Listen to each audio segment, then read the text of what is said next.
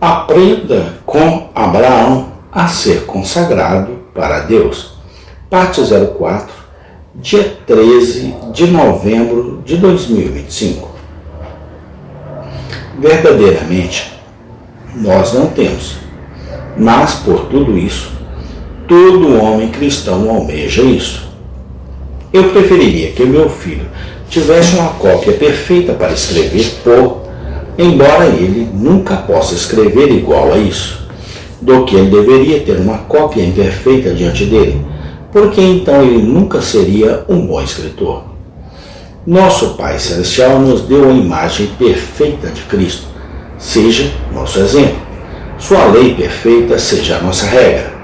E cabe a nós almejar essa perfeição no poder do Espírito Santo e, como Abraão, cair sobre nossos rostos em vergonha e confusão de rosto, quando lembre-se de quão longe chegamos a isso.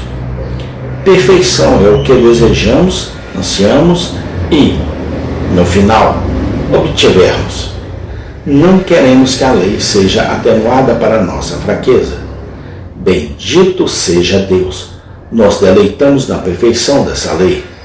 Dizemos com Paulo: a lei é santa, justa e boa, mas eu sou carnal, vendido sob pecado.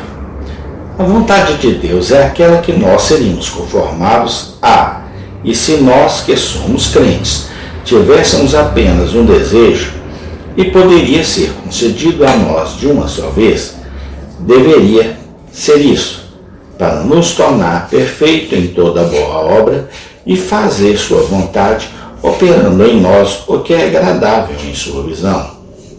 No entanto, a palavra perfeito, como eu disse, geralmente tem o significado de vertical ou sincero. Ande diante de mim e seja sincero. Não negociação dupla deve ter ou o homem ou a mulher cristão sem julgar rápido e solto com Deus ou homem. Não hipócrita na profissões ou falsos princípios.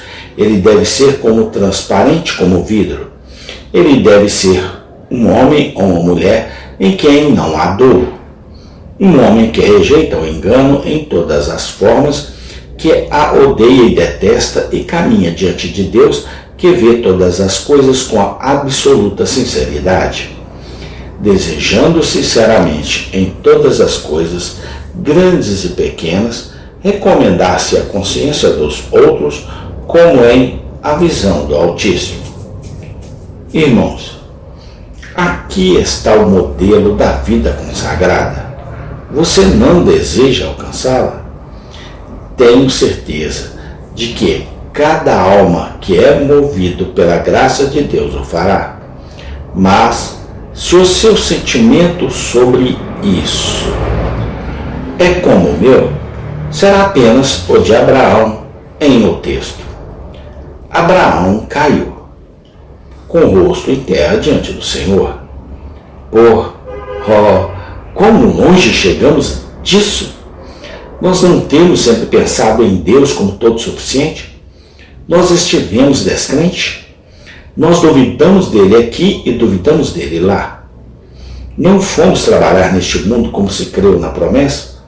Nunca te deixarei, nem te abandonarei. Não estamos satisfeitos em sofrer ou ser pobre e não nos contentarmos em fazer a sua vontade, sem fazer perguntas? Muitas vezes podemos ter tido dirigido-nos à repreensão, e a mão do Senhor encerrada e curta. O braço dele é encurtado. Sua orelha é pesada, que ele não pode ouvir. Irmãos, nem sempre andava diante do Senhor. Se alguém pode falar pelo resto, nem sempre sentimos a presença de Deus como um cheque para nós. Talvez haja palavras raivosas na mesa. Lá está fazendo algo errado no local de trabalho. Existem descuido, mundanismo, orgulho e não sei o que ao lado do mal para estragar o trabalho do dia. E quando nos voltar à noite, temos que confessar. Eu fui desgarrado como ovelha perdida. Esqueci-me da minha presença do pastor. Eu nem sempre falei e agi como se eu sentisse que você estava sempre olhando para mim. Assim aconteceu que não fomos perfeitos. Sinto-me pronto para rir, não a risada de Abrão, mas aquela de completo ridículo, quando ouço as pessoas falarem sendo absolutamente perfeitos. Eles devem ser de muita carne e sangue, diferentes de nós. Ou melhor, eles devem ser grandes, tolos, cheios de presunção e totalmente ignorantes deles mesmos. Pois se eles olhassem para uma única ação, eles encontrariam manchas nela. E se eles examinassem mas um único dia, eles perceberiam algo em que eles ficariam aquém, se houvesse nada em que tenham transgredido. Você vê o seu modelo, irmãos? Estudem-no na vida de Cristo, e então prossiga com o zelo do apóstolo que disse, não como se eu já tivesse alcançado, ou já eram perfeitos, mas sigo depois, se me permite, apreenda aquilo pelo que também fui apreendido, Cristo Jesus. Irmãos, não me considero como tenho aprendido, mas uma coisa eu faço, esquecendo aquelas coisas que atrás ficam e estendendo a mão para aquelas coisas que estão adiante, prossigo para o alvo, para o prêmio da soberana vocação de Deus em Cristo Jesus. 2. Em segundo lugar, a natureza desta consagração. Como ilustrada neste capítulo, em cada ponto brevemente. A genuína consagração espiritual começa com a comunhão com Deus. Observe o terceiro versículo. Abraão caiu sobre seu rosto e Deus falou com ele. Ao olhar para Cristo Jesus, sua imagem é fotografada em nossa mente e nos são mudados de glória em glória, como pela presença do Senhor. Distância da presença de Deus sempre significa pecado. A santa familiaridade com Deus gera a santidade.